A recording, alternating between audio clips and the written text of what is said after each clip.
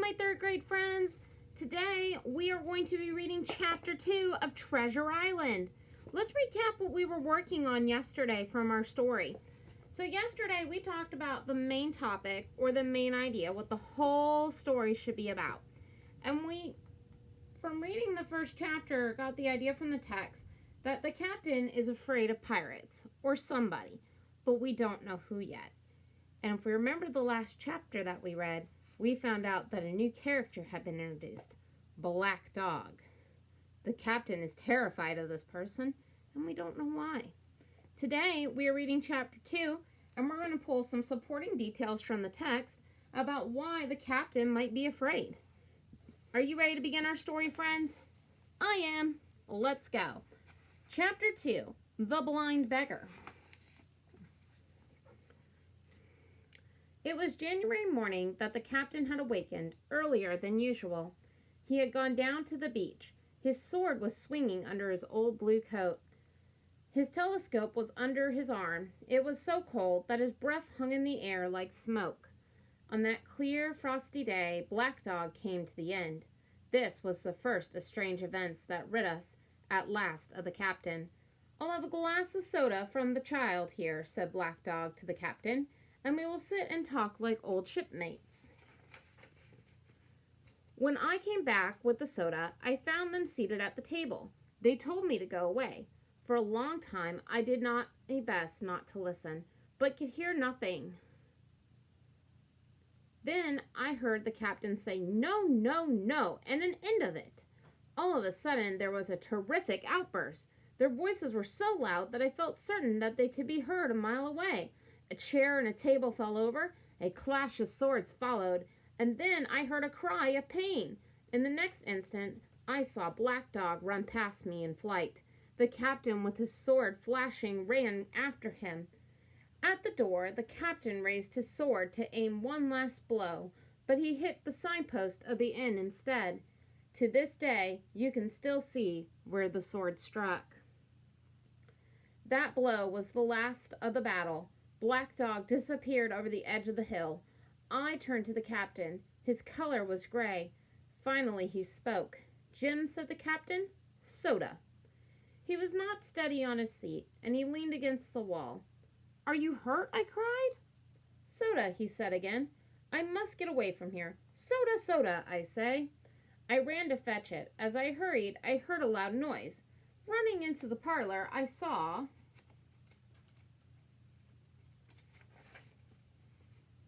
the captain lying on the floor. At the same moment, my mother, who had been alarmed by all the noise, came running downstairs to help me. We lifted the captain's head. He was breathing hard, and his face had a horrible color. I tried to put the soda down his throat, but his teeth were tightly shut. We were glad when the door opened, and Dr. Livesey came in. He was on a visit to my father. "Oh, doctor," we cried, "what shall we do? Where is he wounded?"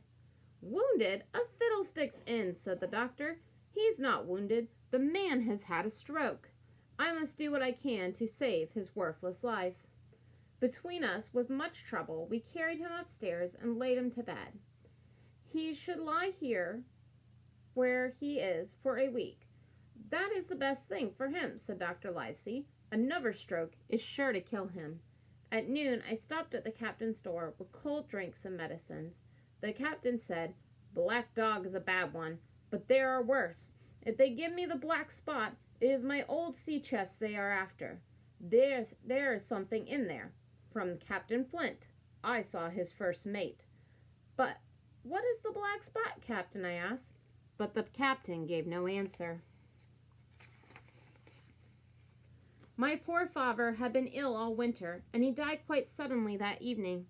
Because of our sorrow, planning the funeral, and all the work at the end that still had to be done, I hardly had time to think of the captain. He came downstairs the next morning. No one dared to bother him. His temper was more violent than ever. On the night before the funeral, the captain got tired.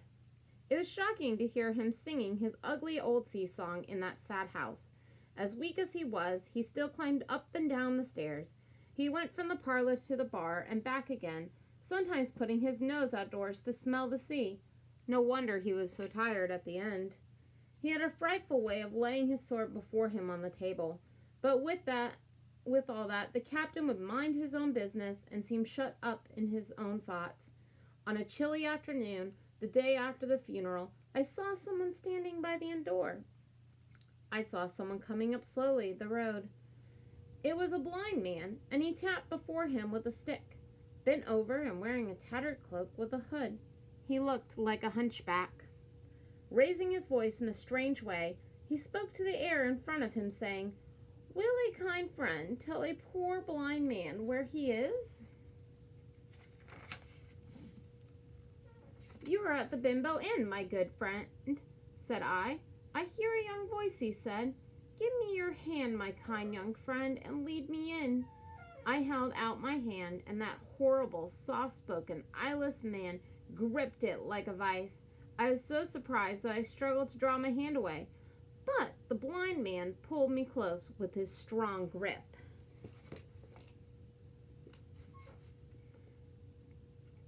So, friends, we're going to come up with some ideas that supported why the captain would be afraid of pirates. So, the first one from the text was this character, Black Dog. And Black Dog came, and he got in a fight with the captain. There was another detail that was in the text while we were reading. Do you remember what the captain was so worried about up in his room? If you remembered, he said that there was a treasure chest.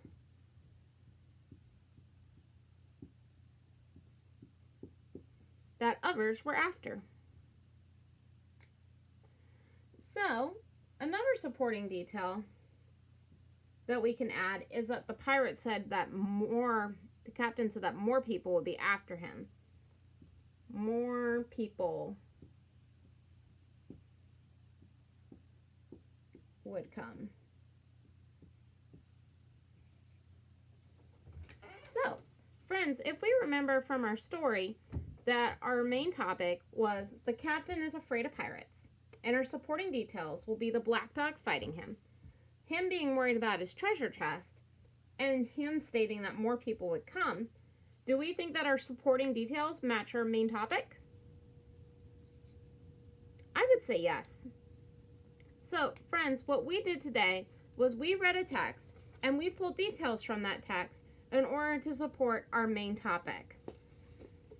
In the post, friends, if there was an additional detail that you thought of, or if you picked a different main topic yesterday and found more details to support that topic, go ahead and post it in the comments. Thanks for watching!